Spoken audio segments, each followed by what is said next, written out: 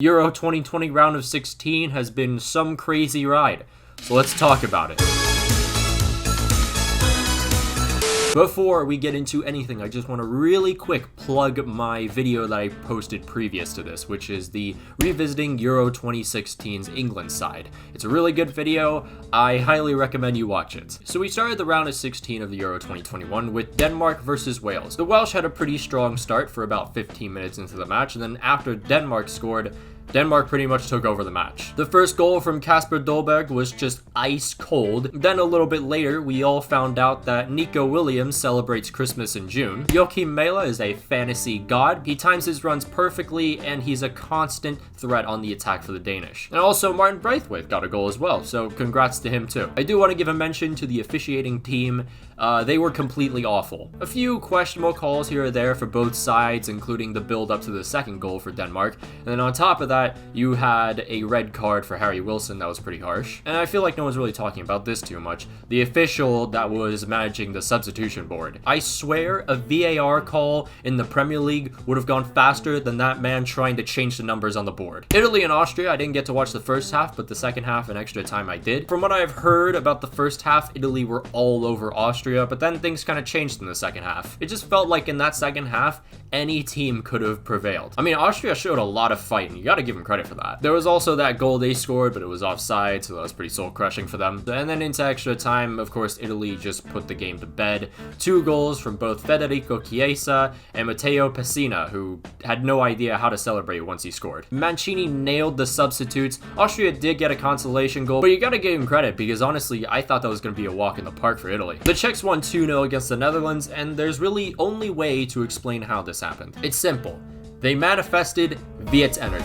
And let me explain. 1, there was a Vietnamese flag that I spotted at least, at the Czech end. Secondly, there was actually a Vietnamese turtle that predicted the Czech Republic to win the match. And as we all know, once Viet energy is manifested, there's really nothing else that can match that power. In all seriousness though, I predicted the Netherlands to win this match, but I also had a pretty decent feeling that the Czechs would actually beat them. The Dutch had not a single shot on target, I'm pretty sure, in that match, and that shouldn't disregard the brilliant Czech Republic performance. Tomáš Kalas was solid, Tomáš Holeš was brilliant, and to my surprise, even Patrick Schick performed and scored a goal. Belgium versus Portugal, a heavyweight, in the round of 16.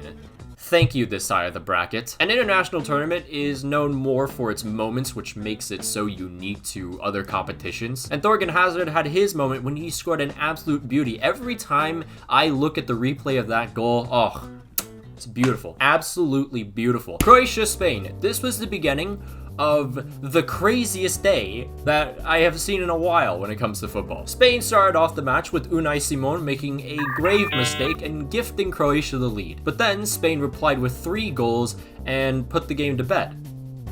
Or so we thought. Mislav Orsic for Croatia scored in the 85th minute, and then 6 minutes later, Mario Pasalic scored, and the game was 3-3. Then you couldn't write a better storyline. In extra time, it would be Alvaro Morata to score the 4th for Spain. I'm pretty happy for Morata, as he does get clowned on quite a bit. There are the people who take it just a bit far.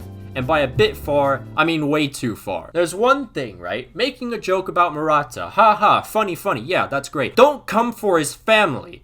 Why? What the f*** is wrong with people? Anyways, then Mikel Oyarzabal ended the game finally, and the scoreline was 5-3. One thing that I seem to be getting wrong quite a bit is that Spain can't score goals, because now they have scored 10 goals in their last 2 matches. Sure, the first one was against Slovakia, but this one was against Croatia. Their defense isn't great, but 5 goals? Definitely wasn't expecting that. So with that being said, do Spain have a decent chance to win it all? Maybe, I guess. Then the match after was no different. It was just as crazy as the first one. France versus Switzerland. This was a favored France side that had shown glimpses of its promise, but just didn't look like a team that could win the entire thing. With that, they had a couple injuries and decided to start Clement Lenglet. And we all know how that went. The French attack looked much better in the second half, with Karim Benzema with that beautiful touch and finish, and then maybe like 10 seconds later he scored again to make it 2-1. Paul Pogba with an absolutely disgusting finish seemingly put the game to bed. Or so we thought. The Swiss came storming back right around the last minutes of the game. They equalized it 3-all it was. Extra time didn't really show too much, and that meant penalties. The Swiss scored all their penalties, the French did too, and it was just killing Mbappe to get them into sudden death. And he missed. The Swiss, for the first time since 1954, have broken the curse and actually gone past the round of 16. So well done to the Swiss. Now, on another note, I have so much confidence in France. In fact, if they don't win the whole tournament, I'll have a last dab wing. Listen, maybe I was a little bit too cocky about the French side. Okay, I was very cocky about the French side. But something in me just thought that this team was perfect. They were going to make the run all the way to the final and win it. So as I did make that stupid f***ing bet, even though I didn't even need to do it, I'm going to be a man of my word, but I want this video to hit 150 likes. If it hits 150 likes, I'll do it. I'm a man of my word. England-Germany obviously was not going to be able to match up to the 2 matches prior. That's okay though, because it was still a pretty fun game to watch. The game went back and forth. Germany had the efficient passing. They tried to slow down the game and find those key chances that way. It worked a couple times, not too many though. England had a lot more chances though through the free kicks and the corners. It's just how they play, and they work to their strengths. Then into the 70th minute or so, I can't really remember, Wembley Stadium exploded. Armchair experts hate him. That's right.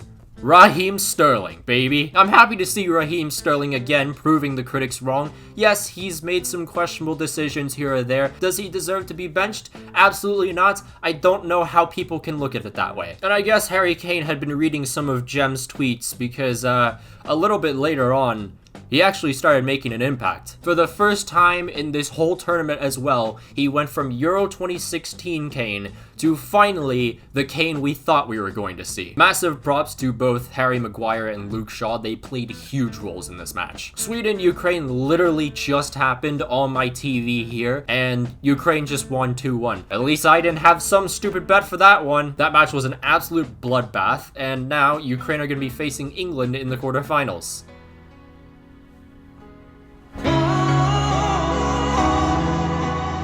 Let's quickly go over the quarterfinal matchups. I'm not going to do any predictions, just very, very short previews. So, of course, the first one is Denmark versus the Czech Republic. Dark horse versus dark horse. Can Thomas Kallas continue to be as solid as he is in the back and fend off the Danish attack? Denmark, as I've said before, are a completely different team. Probably better than anyone ever expected, even in the first place when we all thought they were going to be dark horses. England versus Ukraine.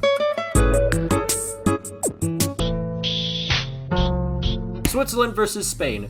Of course, probably most people are going to see Spain rolling right past the Swiss, but don't count out the Swiss just yet. Sure, the French weren't that fantastic, but still, they're the French. It's still pretty difficult to beat the French. And with that being said as well, the Swiss do approach every single game the same way, no matter what the opponent. Spain and Switzerland have faced each other in the past, and there have been some varying results. So again, another very fantastic matchup to watch. Belgium, Italy, I wanted to save last. This is an incredible matchup that I'm sure everyone is looking forward to, including me, of course. The question I've been asking myself, though, is this the last chance for this golden generation for the Belgium side to win an international trophy? They have phenomenal attackers in Lukaku, Eden Hazard, De Bruyne. But then you need to talk about the defense, where they're getting a little bit older, and a year and a half to World Cup 2022 definitely can very much make a difference. So with that being said, do you guys think that this is the last chance for the Belgians to win an international trophy?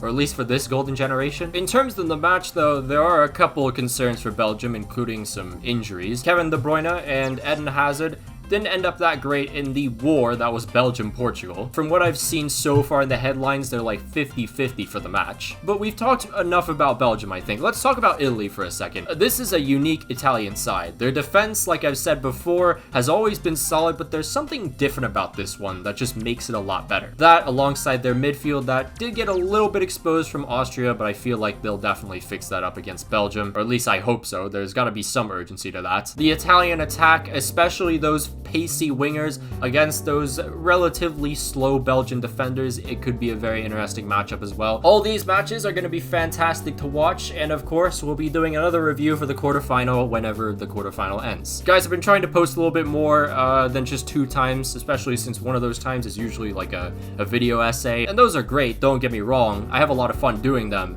but they do need to get some views, and the only way to get them more views is to gain more exposure through other ways. Hopefully I can do more of those in the future, but of course I need to focus on just getting videos out more that are at least still quality, but can gain more exposure than these little video essays that I do. Be sure to follow my Twitter for any video updates, all that kind of stuff. Follow my TikTok, trying to get to 5K there. Instagram, my inactive Twitch.